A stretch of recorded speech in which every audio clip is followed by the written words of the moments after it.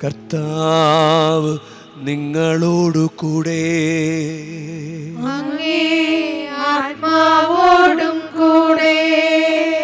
മത്തായിയുടെ വിശുദ്ധ സുവിശേഷത്തിൽ നിന്നുള്ള വായന. കർത്താവേ, അങ്ങേക്ക് മഹത്വം.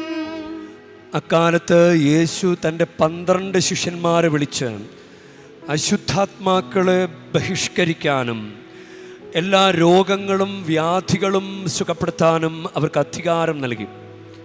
ആ 12 അപ്പോസ്തലന്മാരുടെ പേരുകൾ: ഒന്നാമൻ പത്രോസ് എന്ന് വിളിക്കപ്പെടുന്ന ശിമയോൻ, അവൻ്റെ സഹോദരൻ അന്ത്രയോസ്, സബദിയുടെ പുത്രനായ യാക്കോബ്, അവൻ്റെ സഹോദരൻ യോഹന്നാൻ, പീലിപ്പോസ്, ബർത്തലോമിയോ, തോമസ്, ചുങ്കക്കാരൻ മത്തായി, ഹൽപ്പയുടെ പുത്രൻ യാക്കോബ്, തദേവൂസ്, കാനാൻകാരൻ ശിമയോൻ, യേശുവിനെ ഒറ്റിക്കൊടുത്ത യൂദാസ് കറിയോത്ത.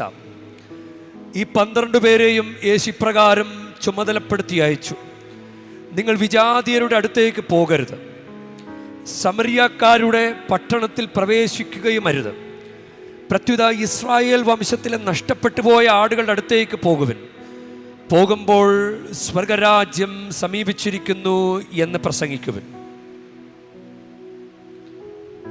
കർത്താവിൻ്റെ സുവിശേഷം.